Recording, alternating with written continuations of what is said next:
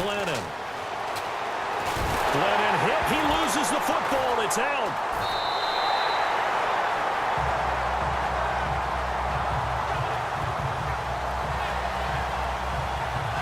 So they escape, so to speak, maintaining the football. Defensively, though, opportunity miss. It definitely was, because that's all defenses talk about. Getting the football and either advancing it the other way or just getting possession and turning it over to their offense. That can be a little bit deflating.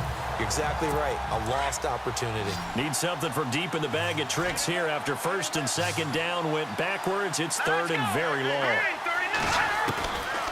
Now back to throw. Nowhere to go here. He lost the football. And this will be recovered at least by the offense, but he'll be taken down in the end zone, and that is going to be a safety. So troubles here offensively. I tell you, the noise in this dome, that has got to make it harder for these guys to hear. Sometimes I find myself shouting up here. But you're right. If you can't communicate well or get off the snap count properly, it can cause big problems, and this qualifies as a big problem. Now the Minnesota offense set to take over again. And they'll be looking to build off of a nice drive last time, a drive that really relied on the quarterback. Making good decisions, distributing the ball well, distributing it accurately, keeping it away from danger.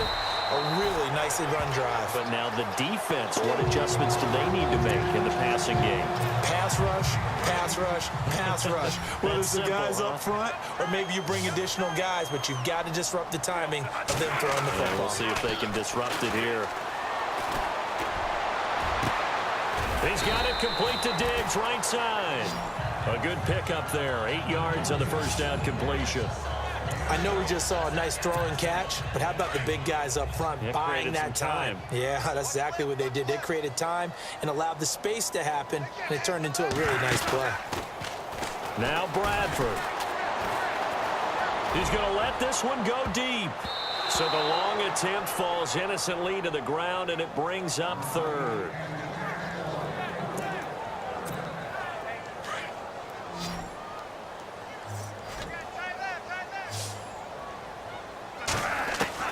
Bradford on 3rd and 2.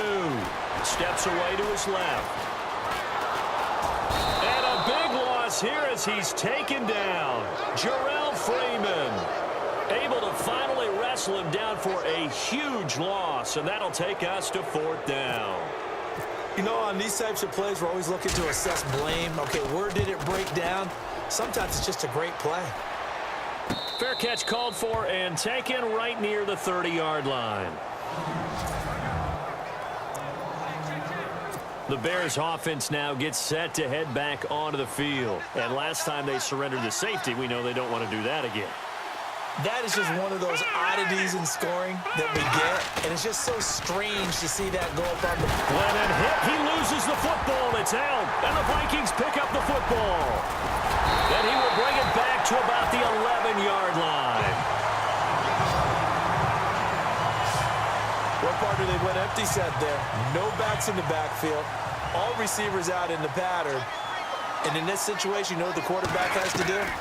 Act as his own blitz control. Yeah, he's got nobody else there to protect. No one else there to protect, which means he's got... And he'll get into the end zone. Touchdown, Minnesota.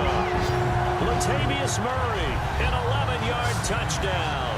And the Vikings find a way to stretch their lead. Didn't have anything downfield, swung it out to the flat. He did the rest. Such a staple of so many offenses we see now. You know, in our discussions with offense coordinators, how many times do they tell us, hey, this offense is designed for either a touchdown or a check down. We saw the check down on that play, and boy, was it successful. We saw a touchdown, too. And that will make this a 16-point lead.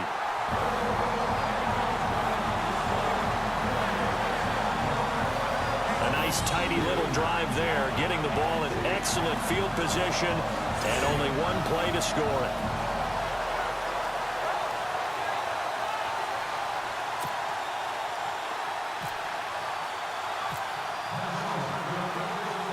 Forbath out to kick this one away. Now the return man. This is Benny Cunningham. And he'll take this across the 25, a couple extra yards up to the 27-yard line.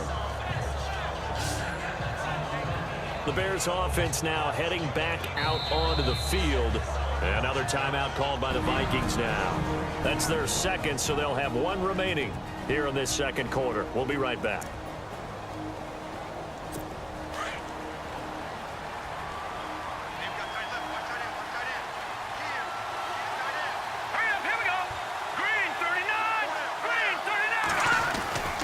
They'll begin the drive with Howard. And some room to maneuver. He's got the lane, and there he goes. And all the way down to the 26. A huge play there for Chicago. 47 yards on the ground. Terrific run from one of the fastest backs in the game today. A guy who keeps defensive coordinators up at night, no doubt. Remember when we were meeting with the D coordinator before the game? Glennon hit. He loses the football. It's out. And his crew will take over with a football at the 35-yard line. He already had the one fumble loss, so now two fumbles lost here in this first half. Not setting the pace the way that you want it done. I mean, here in the first half, already twice the ball's come out and hit the turf. Got to find a way to take care of it. Otherwise, they may have to start thinking about maybe someone different at that position. And some space here. Oh, and now he bowls him over. And able to get this one across the 45 before he's brought down. 12 yards there as they move the chains. 2 minutes to play here in the first half. More from Minneapolis after this. They go play action here on first down. He'll buy some time right. And that is caught on the right sideline, but out of bounds, says the line judge. The throw took him a little too far at second down. When tapping those toes, he tried to get both in bounds. He could not do it, though. In tap dance parlance, could not complete the shuffle.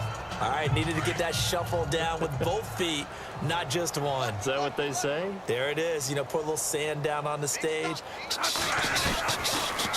I'll take your word for it, my man. Throwing deep for Murray. And this is caught inside the 5. Touchdown, Vikings.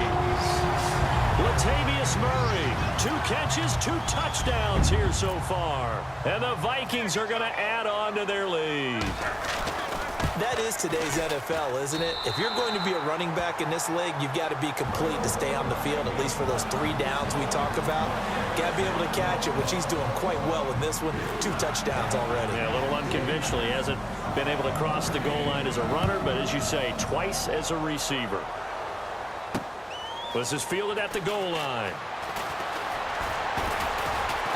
And he'll bring it back to just about the 25. Call it the 24-yard line. Here's the Chicago offense coming back out onto the field. And some dangerous territory. You're already down 3 scores. A 3-and-out here, or an inability to put any points up. This one might be over by half. Yeah, and what you also have to guard against is calling every play for a big shot downfield. You know, thinking you're going to get all these points back on one drive. You're not. And last time I looked, it's still the first half. I'm not saying you have ultimate patience here, but you also don't have to go ahead and force everything either. A gain of 6 there on first. Second down now after the pass completion.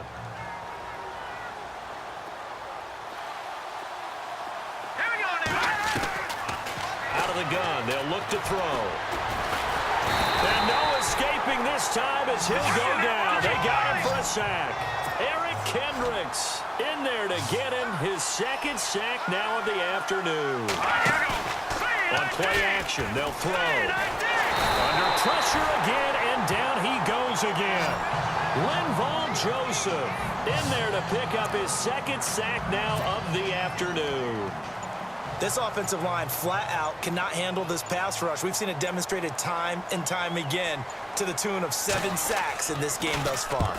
He gets this one away, and boy, it's another boomer. Here's Sherrills. Spinning away, and now running right through him. Shifts by him. Great blocking on the return. It springs him for 25. And possession will change here with very little time remaining until halftime.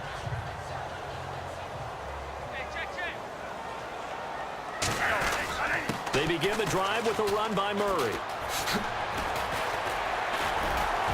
Oh, and now he bowls him over. So a nice job to break the one tackle, but not much daylight after that as he's brought down.